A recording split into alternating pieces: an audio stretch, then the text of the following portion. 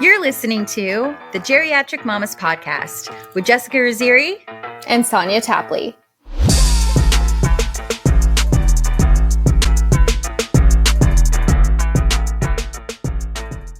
You're listening to the Geriatric Mamas Podcast with Jessica Raziri and Sonia Tapley.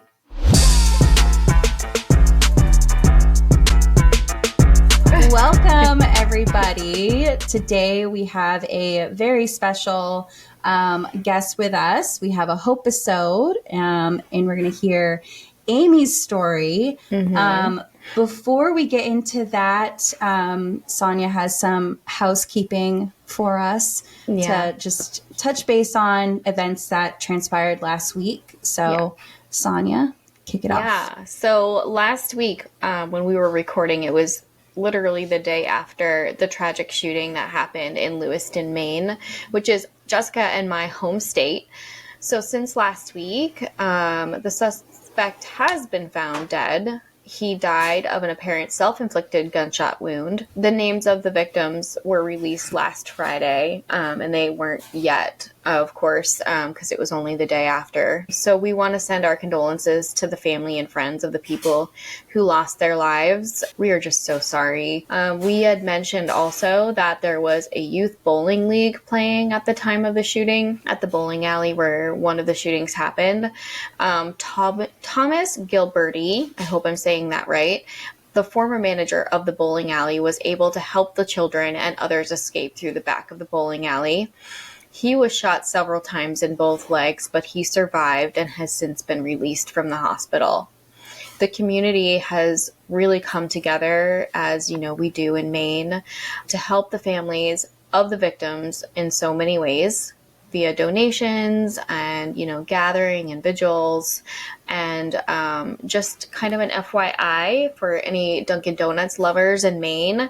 Dunkin' Donuts customers from November 6th through the 8th the Dunkin' Donuts of Maine will be donating $1 from every hot or iced coffee sold to support the fund created by the city of Lewiston and Androscoggin Bank. This does include cold brews, but I think the place where they make like the donuts and like munchkins and stuff is actually located in Lewiston. So for Dunks, it really hit close to home, especially for Maine. So thank you, Dunkin' Donuts. I will definitely be partaking. I usually do. Did you say it includes or did you say it includes? Yeah, no, it excludes cold brew, but yeah. Awesome. That's awesome. I kind of had a feeling they were going to find him dead and he was going to be killing himself like the coward that he is. But it's like, not that like any explanation would have been good in these cases, but it's like the first question is always like, why? Like, why? What was going on? You know what I mean? And it's never justified reasoning, but it's like just the fact that it's like all these families lost a loved one and there's just nothing to be said about it. Now it's just like, there's no justice, and it's just like, it's just all around horrible. It is. It's awful. I know. To your point, I was kind of hoping, I feel like a lot of us thought that he would be found dead as well. That's usually like how this happens. But in this situation where it hits so close to home and we knew so much about him as a person, I was really hoping that they would find him and like he would go to trial and there would just be more to this story. Not necessarily for him, but for the families of the people who lost their loved ones and for, the person who saved like all those children and, was severely injured himself. Like the bullets aren't out of his leg. He's okay. He's able to walk. He's going to have a full recovery. But they went through so much. I feel like they deserve a little bit more. Yeah. But talk about an actual hero. Like, right. My God. Seriously. And he's being so humble about it. He's like, I just reacted. But his nephew told him, that's what heroes do is they react. They don't, because like a lot of people would just shut down and not know what to do. So. Yeah. It's literally like fight or flight. Basically, it's like, you're just going to sit there and freeze up or you're going to like act. I don't really know what I would do. I would like to think that I would act, but then, I don't even know. It's hard to tell unless you're actually in those moments. Right. Hopefully I'll never have to figure it out. Right. So, yeah. So on today's HOPEisode, we'll be hearing Amy's story. Amy reached out to us a little over a month ago to share her amazing journey to geriatric mamahood. She does have one older child who she conceived via IUI at the age of 33. So today we'll be hearing about her journey to conceive a second child. Amy is a licensed therapist specializing in infertility and sorry. This word always messes us up. Perinatal. Go figure. Perinatal mental health in California. She has a coaching program as well for women who are struggling with fertility issues. Her Facebook group is called Amy Swenson Coaching. Her website is amyswensonmft.com. So, Amy, without further ado, we would love to hear your story. Yes. Great. Hi. Thanks for having me. So yes, I have an older child. He's 10 now, which yes, was IUI and was not the easiest process either, but not technically geriatric at that time, but yes, had him at 33 and then, he was premature 5 weeks. So it was a real rough, transition into parenthood. So the reason why I became a geriatric mama the second time was because I was not ready to try again. Right. And we were so hopeful that it took us so long to get to the point of having the first one that, well, now we know what to do. We got to the specialist, we got to the reproductive endocrinology and infertility clinic, and they figured out what worked, and we'll just go back and do that again and it'll be totally fine. No problem. Easy peasy. And it was not.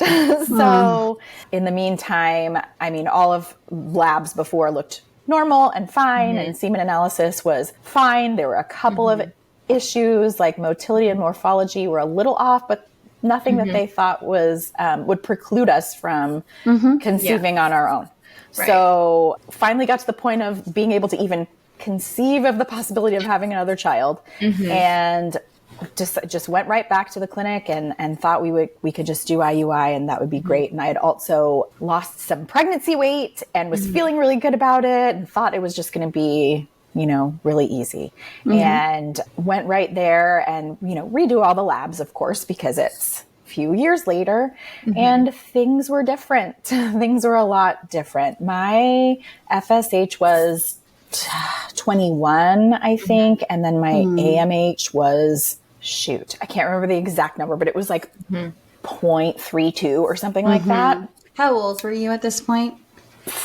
So at this point I was 35. Okay. You were just like a junior geriatric at this point. I was just initiated into the club. Yeah. Welcome to the club. Here's your AMH. Welcome to the club you never really thought you'd want to be a part of. Right.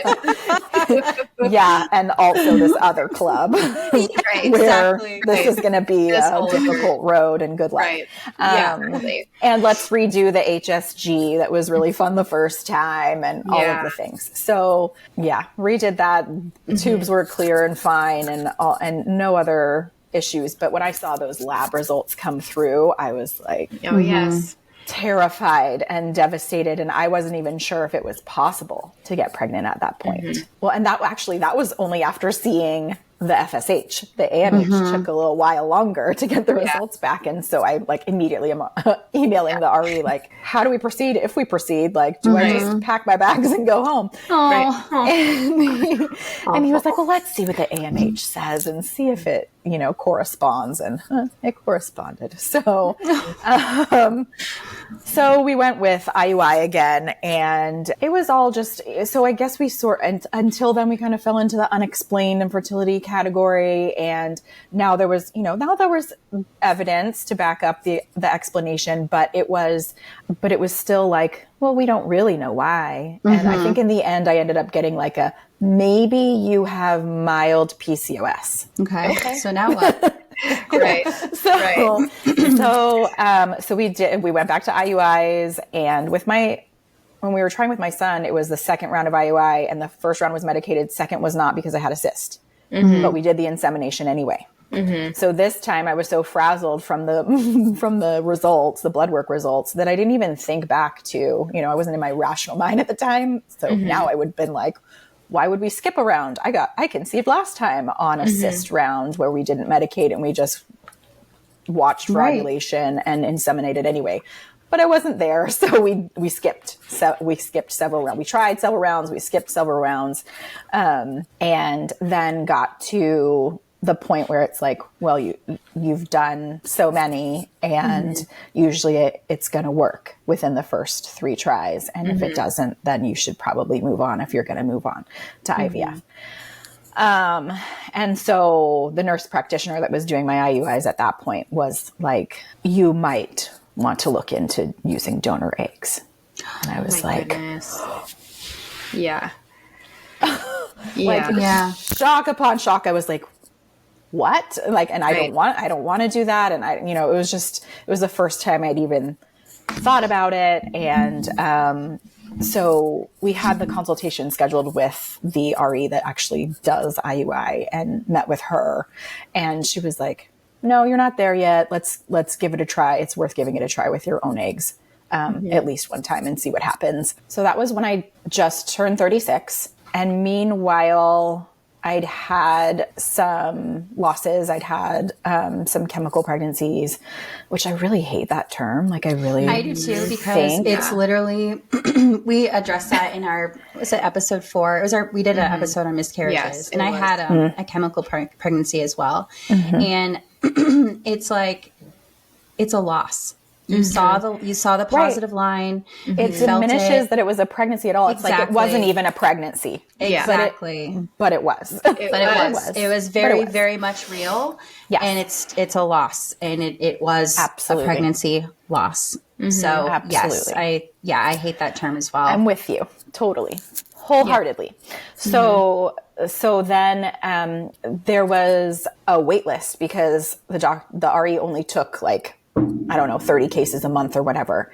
And so this was March, and we weren't set to do IVF until August. We thought, okay, well, maybe we can try on our own. Maybe we can, whatever, we'll see. Wouldn't it be so amazing if we get that miracle where we don't have to spend this astronomical amount of money because you only get your money back if you get pregnant, not just because you decide you don't want to do it anymore. So that was like ultimate ideal fantasy. So we did try and got a positive, and because of the history and because I was with the REI clinic, they're all on top of everything. So, go in, get your HCG checked, go back 2 days later, get it checked to see how it's increasing. And it didn't quite increase the way that they wanted it to. And so then go back again, and then it was increasing, and then go back again. And it was like, after 4 times, I'm like, I can't go back anymore. Yeah. I can't do it anymore. I'm just gonna, wait until either I miscarry or I get to the point of the 6-week ultrasound. So I got to the point of the 6-week ultrasound, and thankfully had stopped doing the HCGs tests, because if I would have kept doing them, I would have had the hugest false sense of hope, because my HCG took off. So I had the ultrasound and nothing was happening. There was pretty much just, empty sac. Yeah. And so they're like, come back a week later and we'll redo the ultrasound. We're just not sure. We're going to redo the HCG now. So I redid it then, and it was up 30,000. Wow. My gosh. That's crazy. For nothing going on. Right. Yeah. So if I would have had that information, I would have been like, we are good. It would have been celebration. The hugest letdown to go in there and find out that there was nothing happening, because since I did not have that, I was terrified.